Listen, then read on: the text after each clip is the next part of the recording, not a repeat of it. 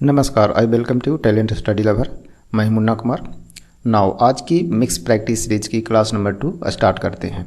इस सीरीज में आपको जीके एंड जीएस की क्वेश्चन साथ में मैथ के क्वेश्चन भी देखने को मिलेंगे। तो शुरू करते हैं आज की क्लास और चलते हैं आज की फर्स्ट क्वेश्चन की ओर।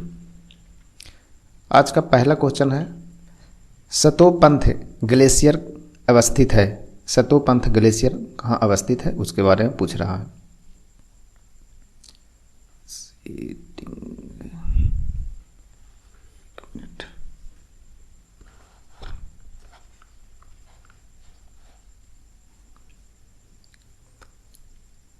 इसका ऑप्शन है पहला अरुणाचल प्रदेश, बी है सिक्किम, सी हिमाचल प्रदेश और डी है उत्तराखंड। तो इस क्वेश्चन का राइट आंसर क्या होगा आप बताइए। तो इस क्वेश्चन का राइट आंसर होगा ऑप्शन डी, उत्तराखंड में स्थित है। सतोपंथ ग्लेशियर कहाँ अवस्थित है तो उत्तराखंड में अवस्थित है। देखते हैं इससे संबंधित कुछ महत्वपूर्ण तथ्य। सियाचिन ग्लेशियर एक है, सियाचिन ग्लेशियर आपको स्थित है कहाँ, लद्दाख में। सियाचिन ग्लेशियर आपको स्थित है लद्दाख में। सियाचिन ग्लेशियर जो है वो भारत और पाकिस्तान देश की सीमा पर अवस्थित है सियाचिन ग्लेशियर। आगे कुछ है, उत्तराखंड के गंगोत्री ग्लेशियर से भागीरथी नदी निकलती है। उत्तराखंड के कौन सी ग्लेशियर से, तो गंगोत्री ग्लेशियर से। गंगोत्री ग्लेशियर है, गंगोत्री ग्लेशियर वहाँ से निकलती है कौन सी नदी, भागीरथी नदी।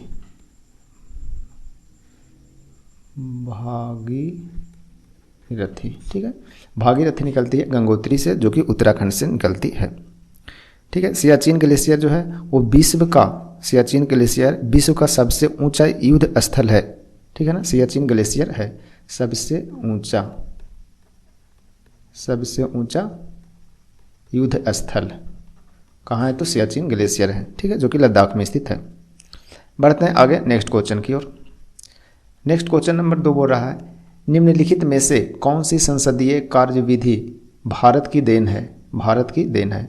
ऑप्शन है स्थगन प्रस्ताव, दूसरा है कटौती प्रस्ताव, तीसरा है शून्यकाल और तीसरा है गिलोटिन। तो इस क्वेश्चन के लिए आपको मिलेंगे 10 सेकंड की टाइम। आप 10 सेकंड में इस क्वेश्चन का आंसर दीजिए। ठीक है,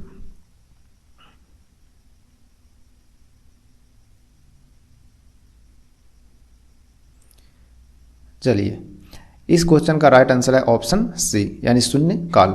शून्यकाल जो है वो संसदीय कार्य में भारत की देन है, यानी शून्यकाल जो है भारत द्वारा खुद ही बनाया गया है, किसी देश के संविधान से लिया गया हुआ नहीं है। शून्यकाल के बारे में कुछ पॉइंट देखते हैं। शून्यकाल संसदीय प्रणाली में कब से प्रारंभ हुआ, तो ये जो प्रारंभ हुआ था 1962 से। ठीक है ना, 1962 से इसका प्रारंभ किया गया शून्यकाल का। भारतीय संसदीय प्रणाली में प्रश्नकाल के बाद समय जो आता है उसे क्या कहते हैं, शून्यकाल होता है। यानी कि शून्यकाल से पहले जो आता है वो टाइम आता है, क्या आता है, प्रश्नकाल आता है। यानी प्रश्नकाल के बाद शून्यकाल होते हैं। ठीक है, भारतीय संविधान के अनुच्छेद 111 के अधीन राष्ट्रपति संसद के दोनों सदनों द्वारा पारित विधेयक पर जब हस्ताक्षर करता है या करते हैं तो यह अधिनियम बनता है, जो कि अनुच्छेद 111 में बताया गया है। तो अनुच्छेद 111 का जो संबंध है वो किससे है, तो अनुच्छेद 111 में राष्ट्रपति संसद के दोनों सदनों द्वारा कोई विधेयक पारित होता है तो उस पर हस्ताक्षर करते हैं और उसके बाद वो क्या बन जाता है, अधिनियम बनता है। ठीक है, तो ये थे क्वेश्चन से संबंधित कुछ पॉइंट। बढ़ते हैं आगे नेक्स्ट क्वेश्चन की ओर। नेक्स्ट क्वेश्चन है, भारतीय संविधान की प्रस्तावना में न्याय शब्द का प्रयोग किस अर्थ में किया गया है। न्याय शब्द का जो प्रयोग है वो किस अर्थ में किया गया है। ऑप्शन है सामाजिक, आर्थिक और राजनीतिक न्याय। ऑप्शन बी है पद और अवसर की समानता। ऑप्शन सी पूर्ण न्याय। ऑप्शन डी आर्थिक और राजनीतिक न्याय। इस क्वेश्चन के लिए आपको मिल रहे हैं 10 सेकंड।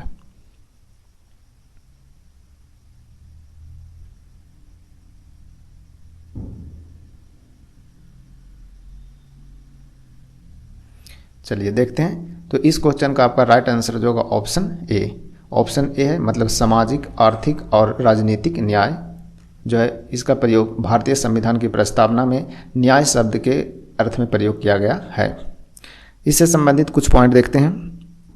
बोला जा रहा है कि प्रस्तावना संविधान की एक क्या है, कुंजी है। प्रस्तावना जो है संविधान की कुंजी है।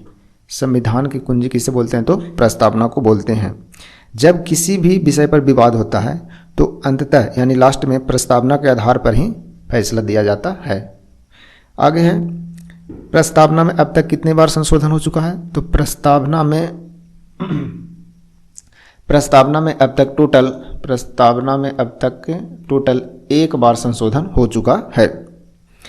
प्रस्तावना में समाजवादी, धर्मनिरपेक्ष और अखंडता शब्द 42वें संविधान संशोधन में जोड़ा गया था। यानी इसी में जो जोड़ा गया था समाजवादी, धर्मनिरपेक्ष और अखंडता जो जोड़ा गया था वो 42वां संविधान संशोधन जो कि कब हुआ था, 1976 में इसमें जोड़ा गया था। बढ़ते हैं आगे नेक्स्ट क्वेश्चन की ओर। नेक्स्ट है क्वेश्चन नंबर 4, वित्त आयोग की संस्तुतियाँ।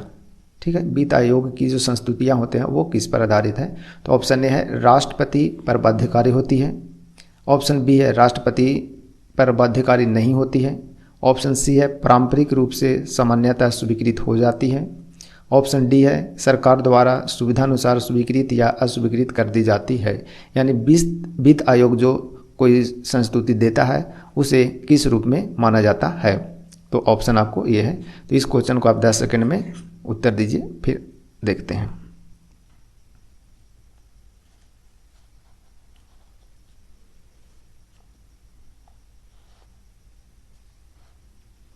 चलिए देखते हैं, इस क्वेश्चन का जो राइट आंसर होगा आपका ऑप्शन डी, यानी ऑप्शन डी इसका राइट आंसर होंगे।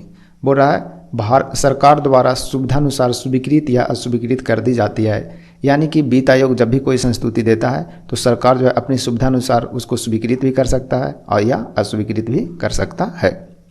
वित्त आयोग से संबंधित कुछ पॉइंट है, तो वित्त आयोग जो संबंधित है ये तो सबसे इम्पोर्टेंट पॉइंट है क्या, कि वित्त आयोग अनुच्छेद 280 से संबंधित है। ठीक है, वित्त आयोग 280 के तहत गठन किया जाता है। राष्ट्रपति प्रति 5 वर्ष पर वित्त आयोग का गठन करते हैं, तो वित्त आयोग का गठन कौन करता है, तो राष्ट्रपति के द्वारा किया जाता है। प्रत्येक 5 वर्षों के लिए गठन किया जाता है। 15वें वित्त आयोग के अध्यक्ष कौन थे, तो एन.के. सिंह हैं 15वें वित्त आयोग के अध्यक्ष। कौन से अध्यक्ष है, तो 15वें। आगे है, वित्त आयोग केंद्र और राज्यों के बीच राजस्व के बंटवारे का क्या करते हैं, बंटवारे के लिए गठित किए जाते हैं। यानी केंद्र प्लस राज्य के बीच राजस्व का बंटवारे के लिए इन्हें गठित किया जाता है। मतलब किस स्टेट को कितना % राजस्व दिया जाना चाहिए, इसके लिए किया जाता है। ठीक है, बढ़ते हैं आगे नेक्स्ट क्वेश्चन की ओर। नेक्स्ट है क्वेश्चन नंबर 5, भारतवर्ष के लिए एक संघीय ढांचे को सर्वप्रथम किस अधिनियम द्वारा प्रस्तुत किया गया। ऑप्शन ए है 1909 के अधिनियम, ऑप्शन बी 1919 के अधिनियम, ऑप्शन सी 1935 के अधिनियम और ऑप्शन डी है 1947 के अधिनियम। तो इस क्वेश्चन का राइट आंसर क्या होंगे, आप 10 सेकंड में बताइए इसे।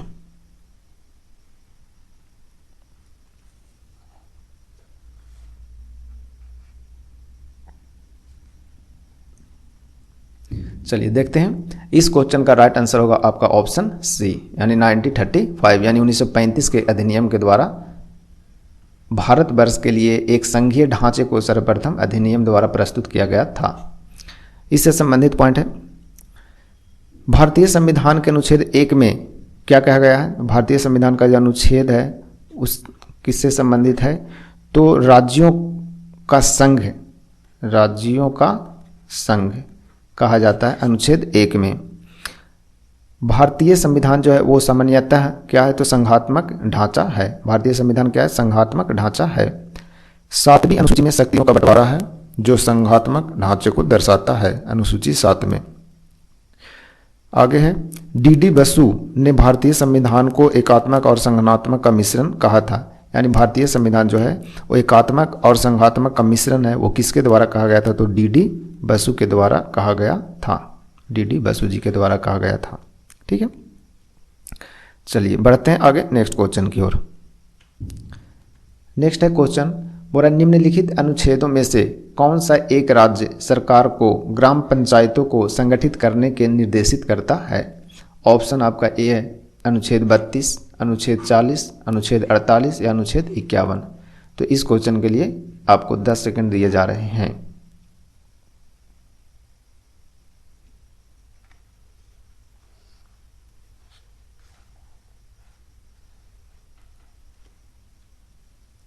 चलिए देखते हैं, इस क्वेश्चन का राइट आंसर होगा आपका ऑप्शन बी, यानी अनुच्छेद 40 के द्वारा ग्राम पंचायत का गठन किया जाता है।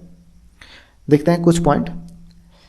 अनुच्छेद 40 को भारतीय संविधान में गांधीवादी दर्शन माना जाता है। अनुच्छेद 40 को गांधीवादी दर्शन भी माना जाता है। नीति निर्देशक तत्व भारतीय संविधान के भाग कितने में है? 4 में है, भाग 4 में है, क्योंकि अनुच्छेद 36 से 51 तक है। 36 से 51 तक नीति निर्देशक तत्व है। इसी के अंतर्गत आते हैं क्या? ग्राम पंचायतों का जो गठन होता है अनुच्छेद 40।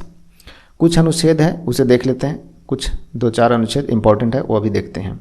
जैसे अनुच्छेद 1 है, तो अनुच्छेद 1 का संबंध किससे है? तो संघ का नाम और राज्य क्षेत्र, ठीक है, संघ का नाम और राज्य क्षेत्र, जो कि अभी पढ़े थे। राज्यों का, भारत क्या है? राज्यों का संघ है, तो अनुच्छेद 1 में कहा गया है।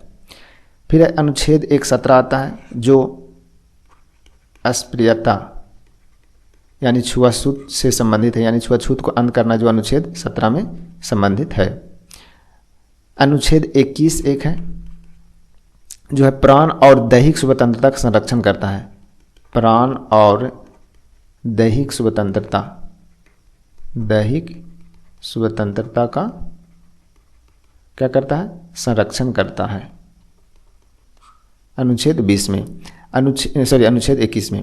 अनुच्छेद 32 का संबंध किससे है? तो संवैधानिक उपचारों का अधिकार। अनुच्छेद 32 जो है वो संवैधानिक उपचारों का अधिकार से, ठीक है, अनुच्छेद 32 का संबंध है। बढ़ते हैं आगे नेक्स्ट क्वेश्चन की ओर। नेक्स्ट है क्वेश्चन नंबर 7। बोला एक मार्क है। एक मार्क क्या है? ऑप्शन ए है कृषकों की एक सहकारी समिति, ऑप्शन बी है अंडा उत्पादन हेतु एक सहकारी समिति, ऑप्शन सी अंडों की एक विनियमित मंडी, और ऑप्शन डी है गुणवत्ता गारंटी मोहर। तो इस क्वेश्चन के लिए आपको मिलेंगे 10 सेकंड की टाइम। चलिए देखते हैं, इस क्वेश्चन का राइट आंसर होगा आपका ऑप्शन डी, यानी गुणवत्ता गारंटी मोहर। यानी एक मार्क क्या है? तो गुणवत्ता गारंटी की एक मोहर है। तो एक मार्क के बारे में कुछ समझते हैं। एक मार्क क्या है? तो एक मार्क शुद्ध रूप से जो खाद्य पदार्थ हैं उससे जुड़ा हुआ एक प्रमाणित चिन्ह है जो खाद्य वस्तुओं की शुद्धता को सुनिश्चित करता है। यानी जो कोई भी खाद्य वस्तु है उसकी सुनिश्चित कौन करेगा? तो एक मार्क के निशानी के द्वारा किया जाता है, यानी गुणवत्ता की मोहर के द्वारा किया जाता है। आगे है कुछ पॉइंट। एक मार्क केंद्र सरकार द्वारा प्रायोजित एक योजना है जो कृषि उत्पादन अधिनियम 1937 से यूज किया जाता है। इसमें उत्पादों की ग्रेडिंग और मानकीकरण दिया जाता है, उसको प्रोत्साहित किया जाता है। इसमें एक होता है आपका इको मार्क। इको मार्क जो होता है वो होता है पर्यावरण से संबंधित। यदि कोई वस्तु है जो पर्यावरण को कितना हानि पहुंचा रहा है उसके लिए इसे प्रमाणित किया जाता है, जिसे इको मार्क द्वारा प्रमाणित किया जाता है। भारतीय मानक ब्यूरो के बारे में कुछ देखते हैं। भारतीय मानक ब्यूरो इसका मुख्यालय कहाँ है? तो न्यू दिल्ली में स्थित है, यानी कि नई दिल्ली में इसका मुख्यालय स्थित है। चलते हैं आगे, बढ़ते हैं नेक्स्ट क्वेश्चन की ओर। नेक्स्ट है क्वेश्चन नंबर 8।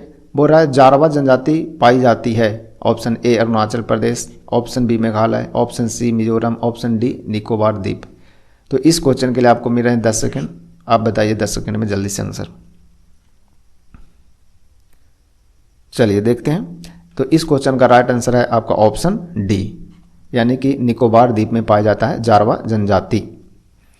जारवा जनजाति कहाँ पाया जाता है? तो अंडमान और निकोबार द्वीप समूह में पाया जाता है। कुछ और जनजाति है उसके बारे में देखते हैं। जैसे भील जनजाति है। भील भारत की सबसे बड़ी जनजाति है, भील, ठीक है। गोंड जनजाति जो है भारत की दूसरी सबसे बड़ी जनजाति है, यानी सेकंड नंबर में बोले तो कौन है, गोंड जनजाति है। पहला में भील, सेकंड में गोंड है। ठीक है, बढ़ते हैं आगे नेक्स्ट क्वेश्चन की ओर। नेक्स्ट है क्वेश्चन नंबर 9।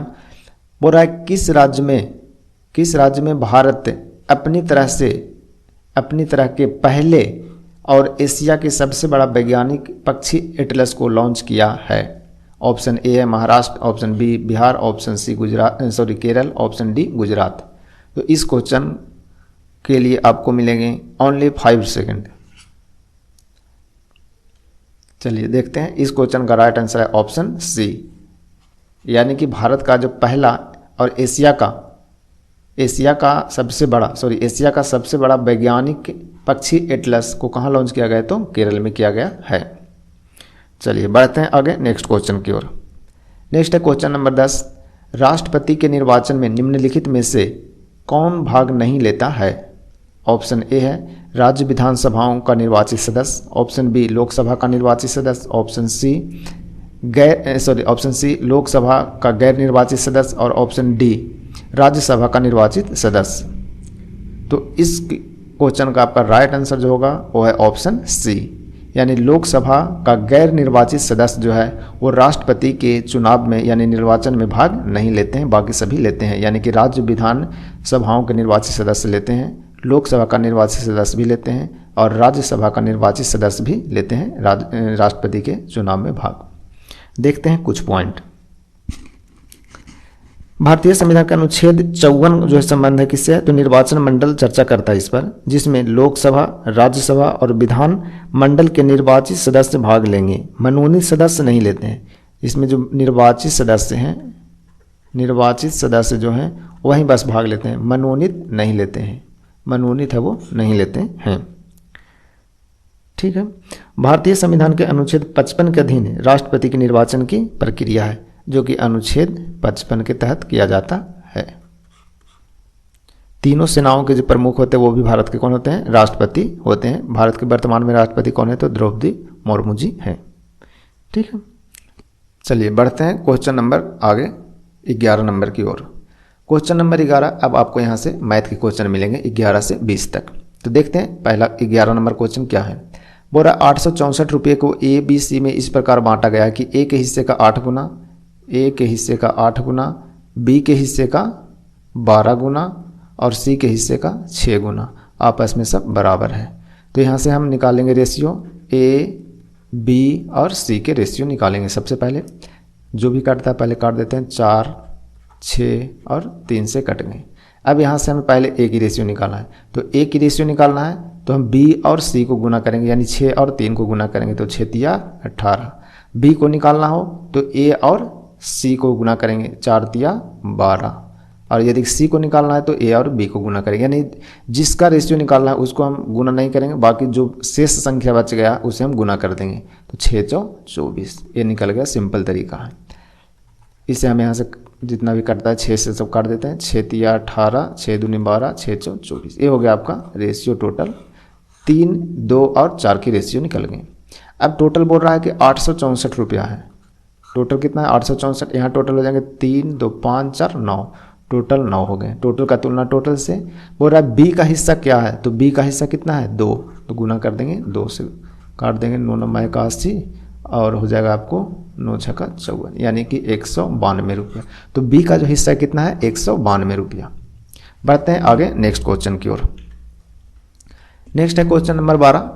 बोल रहा है x cube minus y cube अनुपात x square plus x y plus y square बराबर 5:1 है। ठीक है, तो एक्स क्यू का हम लिख सकते हैं एक्स माइनस वाई यानी A minus B into A square plus से B square plus A B, ये हो गया। इसको हम तोड़ के लिख सकते हैं, नीचे हो जाएगा आपका a square plus x y plus y square बराबर दिया आपका 5:1, यानी कि इसका जो मान है आपका 5 दिया हुआ है, इसका मान 1 दिया हुआ है। लिख दिए, ये पूरा आपका कट जाएगा, यानी हम बोल सकते हैं एक्स माइनस वाई बराबर आपका आ गया 5। ठीक है, आगे फिर बोला है X square minus Y square ratio X minus Y का मान दिया है इतना, यानी हम इतना को हम बोल सकते हैं क्या, X plus Y into X minus Y, यानी A plus B A minus B बटे एक्स माइनस वाई बराबर आपको जो दिया है 7:1, ये आपका कट जाएगा, यानी कि x प्लस 1 का मान हो जाएगा कितना 7, यानी सॉरी x प्लस वाई का मान 7। तो x प्लस वाई आपका आ गया कितना 7, और x माइनस वाई आपका ऑलरेडी आ चुका है 5। अब यहाँ से निकालना बोल रहा है कि 2x रेशियो 3y का मान क्या होगा। तो x का मान निकाल के यहाँ रख देंगे, y का मान निकाल करके यहाँ रख देंगे। तो x के मान निकालेंगे तो आपको जोड़ के 2 से भाग दे देंगे, तो 12 में 2 से भाग देंगे तो हो जाएगा कितना 6। y का मान निकाला हो तो घटा के 2 से भाग दे देंगे, यानी दोनों का अंतर हो जाएगा आपका 2, फिर 2 से भाग देंगे तो आपका आएगा 1। ठीक है, तो ये हो गया आपका x की वैल्यू और ये हो गया आपका y का।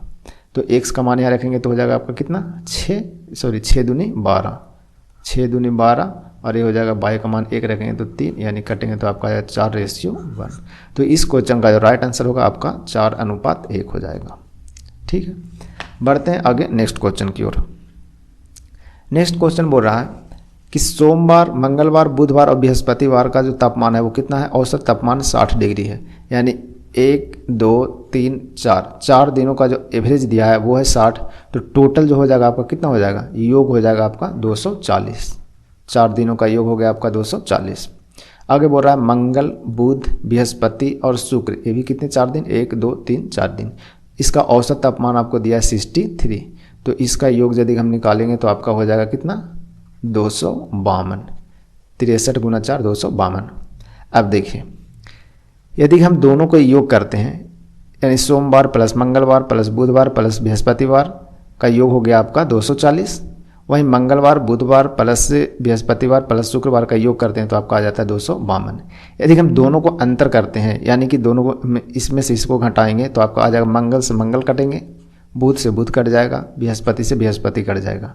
यानी हम बोलें तो सोमवार और शुक्रवार का जो अंतर आ जाएगा, यानी सोमवार अब माइनस शुक्रवार, या शुक्रवार माइनस सोमवार, ऐसे भी लिख सकते हैं। शुक्रवार माइनस सोमवार का जो अंतर हो जाएगा आपका कितना आ गया 12। दोनों का अंतर कितना 12। अब बोल रहा है क्या कि सोमवार और शुक्रवार का रेशियो हमें ऑलरेडी दे चुका है। इसका रेशियो है 21:25। तो यहाँ अंतर है दोनों का 12, यहाँ दोनों का अंतर रेशियो में कितने का आ जाएगा 4 का। तो अंतर का तुलना कर देंगे, अंतर से बोला शुक्रवार का तापमान क्या होगा। तो शुक्रवार का तापमान कितना रेशियो में दिया 25, गुना कर देंगे 25 से, 4 तिया 12, 25 तिया 75, यानी शुक्रवार का जो तापमान था वो कितना था 75 था। तो इस प्रकार से इसे हम जल्दी से हल करेंगे। बढ़ते हैं आगे नेक्स्ट क्वेश्चन की ओर। आगे क्वेश्चन बोल रहा है 14 नंबर, एक दुकानदार किसी वस्तु के अंकित मूल्य को 10% बढ़ाने का फैसला करता है। उसे उस वस्तु पर कितने प्रतिशत छूट देनी चाहिए ताकि वह उस वस्तु को मूल्य अंकित मूल्य पर बेच सके। मतलब क्वेश्चन का है किसी वस्तु का अंकित मूल्य मान लेते हैं कि 100 रुपया है, ठीक है। बोल रहा है 10% हम इसे क्या करते हैं बढ़ाते हैं। बोल रहा है ना एक दुकानदार किसी वस्तु के अंकित मूल्य को 10% बढ़ाने का फैसला करता है। तो जब बढ़ाएगा तो इसका रेट कितना हो जाएगा 110, यानी 100 का 10% बढ़ाएगा तो 110 हो जाएगा। अब बोल रहा है कि उसे उस पर कितने प्रतिशत छूट देना चाहिए, यानी 110 पर कितना प्रतिशत छूट देनी चाहिए ताकि उस वस्तु को मूल अंकित मूल्य पर बेचे, मतलब 100 रुपया में ही बेचे। तो 100 रुपया में ही बेचने के लिए उसे 110 पर कितने परसेंट का छूट देना चाहिए। तो 100 माइनस 1% का छूट देना चाहिए ताकि दोनों का जो विक्रय मूल्य आपस में क्या हो जाए बराबर हो जाए, यानी ए भी एस पी हो जाए और ए भी एस पी आपस में इक्वल हो जाए, ठीक है। अब इसे हल कर देंगे, 0 0 कट जाएंगे तो आपको हो जाएगा, इधर 3 गुना करेंगे तो 1000 बराबर 1100 माइनस 11x। 11x माइनस को इधर ले आएंगे तो प्लस में हो जाएगा, इसको घटाएंगे तो इधर 100 बचेंगे, यानी x बराबर आपका 100/11, यानी 9.1/11% का छूट देना पड़ेगा उसे 110 पर, तो फिर वो 100 रुपये में बेच पाएगा। तो इस क्वेश्चन का जो राइट आंसर होगा ऑप्शन ए होंगे, ठीक है। बढ़ते हैं आगे नेक्स्ट क्वेश्चन की ओर। नेक्स्ट क्वेश्चन है किसी वस्तु पर लागत मूल्य 37.5% अधिक कीमत अंकित किया जाता है। यदि 9.09% की छूट दी जाती है तो लाभ प्रतिशत ज्ञात करें। लाभ प्रतिशत क्या होगा, लाभ प्रतिशत मतलब कि क्रय मूल्य हमें पता होना चाहिए। तो किसी वस्तु का लागत मूल्य से इतना अधिक अंकित करता है, तो मान लेते हैं कि किसी वस्तु का जो लागत यानी क्रय मूल्य है वो 100 रुपया मैंने मान लिया, ठीक है। या फिर इसमें देखते हैं पॉइंट में, तो इस रूप में बनाते हैं इसको, ज़्यादा इजी होगा। देखो 37.5% है, 37.5 को हम लिख सकते हैं कितना, 25% प्लस 12.5% हम लिख सकते हैं, ठीक है। 25% का मतलब कितना हो गया, 1/4। 12.5% का मतलब कितना लिख सकते हो, 1/8। यानी दो लोगों को जब हम एलसीएम लेंगे तो इसका हो जाएगा कितना, 8 एलसीएम हो जाएगा, 2 से ऊपर में 2 से नीचे में, यानी कि 3/8। यानी कि हम 37.5 को हम बोल सकते हैं कितना, 3/8 हम बोल सकते हैं। वहीं 9.09% है, इसे हम क्या बोल सकते हैं, 100/11 बोल सकते हैं, 100/11%। यानी कि इसको हम जब काटेंगे तो हो जाएगा आपको 1/11। इतना को हम क्या बोल सकते हैं, 1/11 हम बोल सकते हैं, ठीक है ना, 1/11 बोल सकते हैं। तो अब शुरू से पढ़ते हैं, फिर समझ में अब आएगा अच्छे से। देखिए बोल रहा है किसी वस्तु का लागत मूल्य 3/8 से अधिक अंकित किया जाता है। मतलब लागत मूल्य किसी वस्तु का कितना, 8 रुपया, तो उसे 3 रुपया अधिक अंकित किया जाता है। तो 8 में 3 जोड़ेंगे तो कितना आ जाएगा, 11 रुपया अंकित मूल्य हो गया।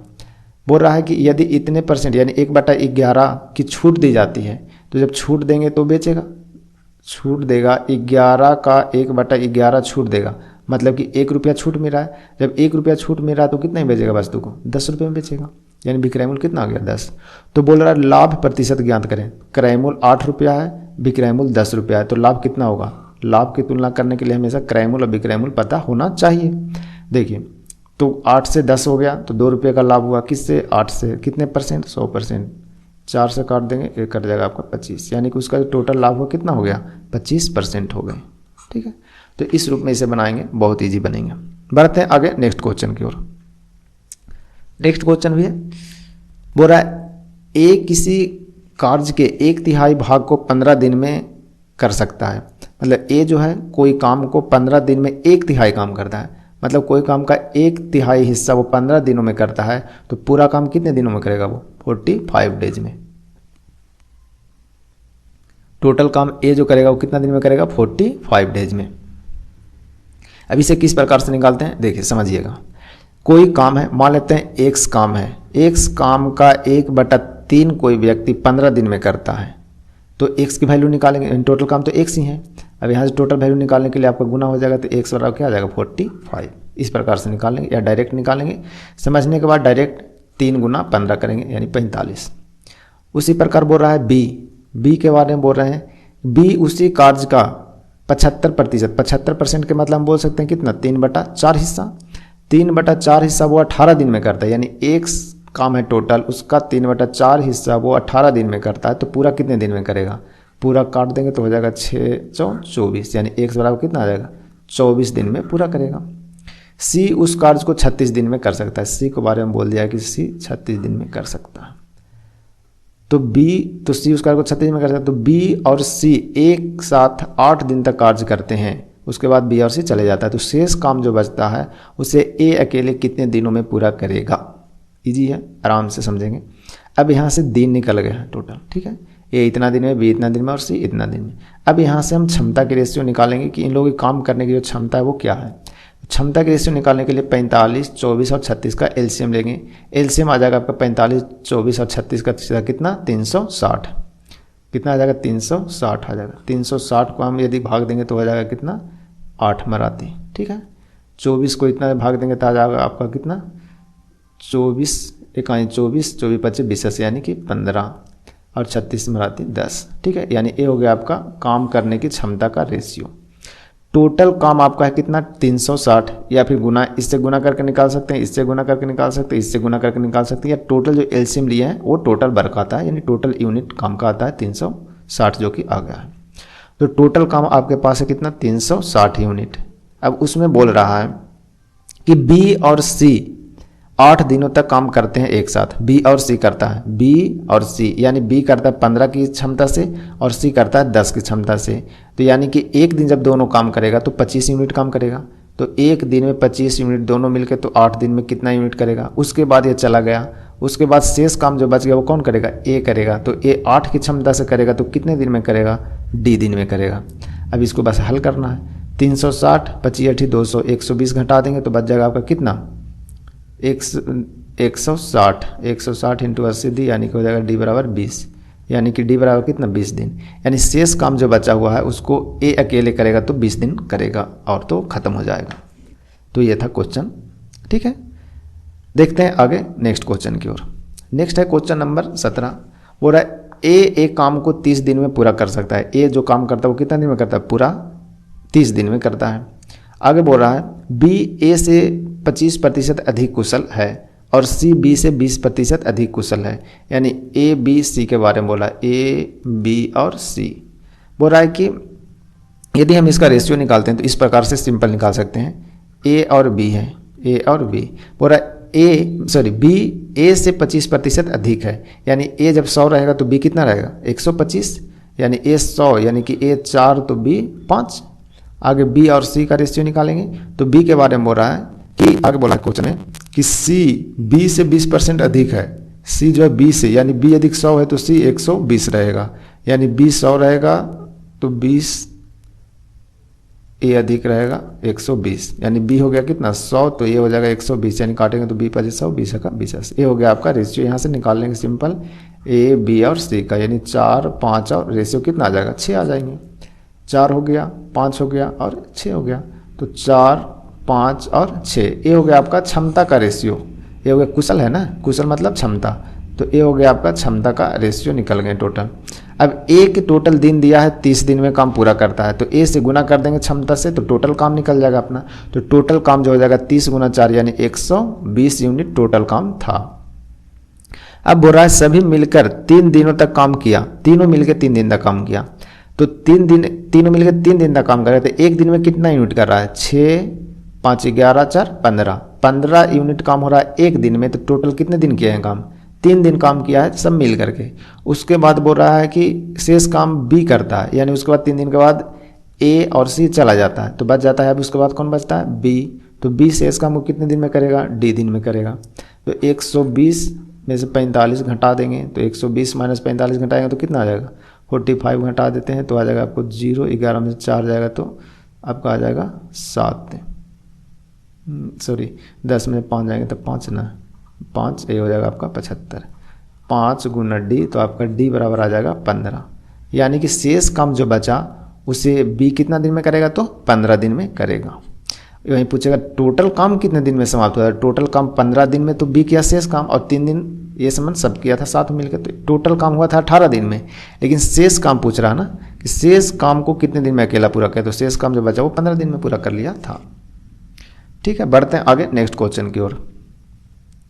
नेक्स्ट क्वेश्चन है बोल रहा है 42 सेंटीमीटर भुजा वाले एक समबाहु त्रिभुज है। एक समबाहु त्रिभुज है, ये हो गया आपका एक समबाहु त्रिभुज, आपस में सब बराबर भुजा इसकी। ठीक है, इसमें एक अंतःवृत्त है, इसमें एक क्या बनाया गया अंतःवृत्त है, वृत्त है ये। ठीक है, ये सटा नहीं यहाँ से, ये अंतःवृत्त है। सॉरी फिर से बनाते हैं इसको, फिर से बनाते हैं। ये एक हो गया आपका ये समबाहु त्रिभुज, इसमें एक वृत्त बनाया गया है। वृत्त ज़्यादा अच्छा बना नहीं पा रहा है, ये हो गया वृत्त। ठीक है, एक समबाहु त्रिभुज है, इसके अंतःवृत्त का क्षेत्रफल निकालना है। जबकि भुजा जो आपका दिया है कितना दिया है 42, त्रिभुज की भुजा 42 सेंटीमीटर दे चुका है। तो अब हमको पता होना चाहिए कि ए बी और सी समबाहु त्रिभुज में ये हो गया आपका हाइट, यानी कि ऊंचाई, सॉरी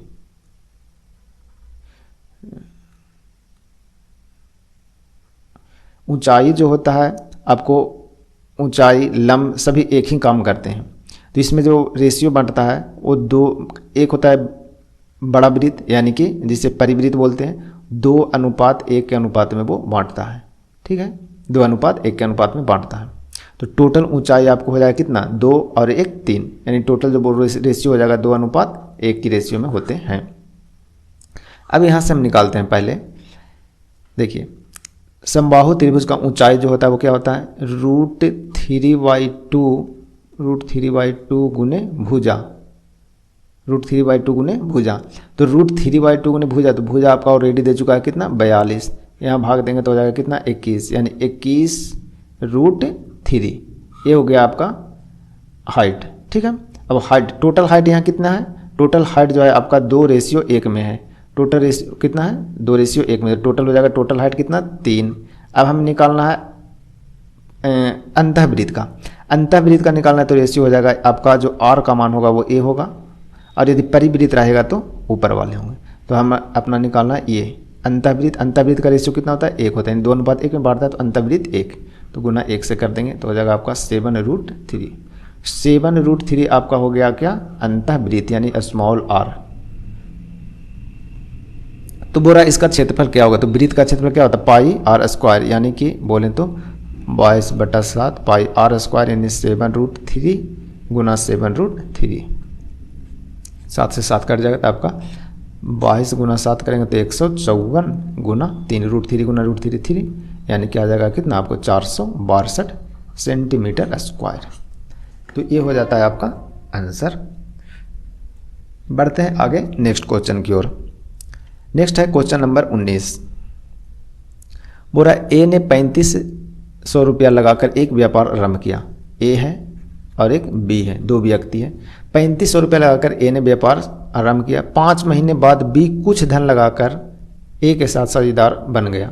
यानी ए ने तो 3500 रुपया लगाया, बी ने कितना लगाया नहीं पता, मान लेते हैं 100 रुपया बी ने लगाया। ए पूरा रोजगार किया है अपने 1 वर्ष तक। आगे बोल रहा है कि 1 वर्ष के बाद लाभ जो हुआ वो इस रेशियो में बांटा गया। तो ए तो पूरा रोजगार किया था कितना, 1 वर्ष तक, यानी कि 12 महीने तक। लेकिन 5 महीने बाद आया था, कौन आया था, बी। तो 5 महीने बाद आया तो 12 महीने में से 5 महीने गुजर गए 12 महीने में से 5 महीने गुजर गए, उसके बाद आया। यानी रोजगार जो बी किया वो कितने दिन किया, तो 7 महीनों तक किया। तो ये हो गया आपका लाभ का रेशियो।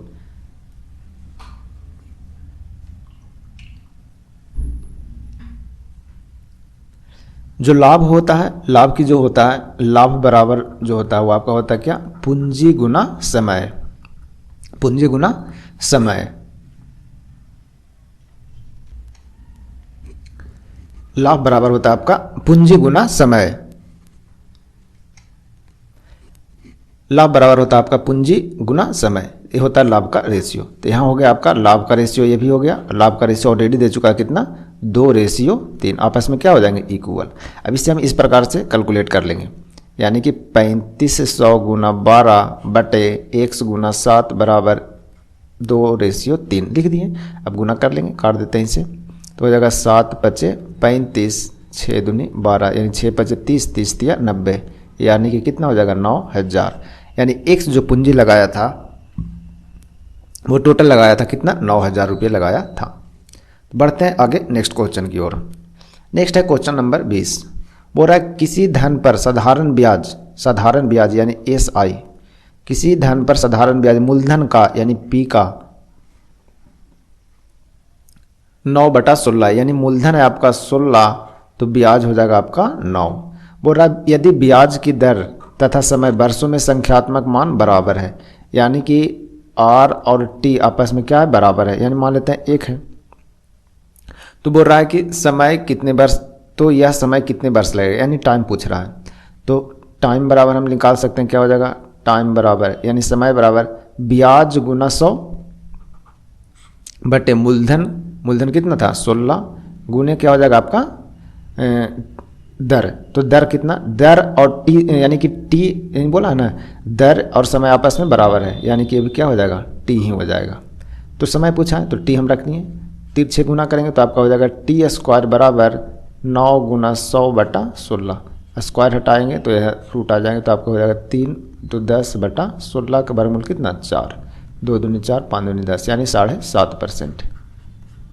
बिल्कुल इजी क्वेश्चन है ये, ठीक है।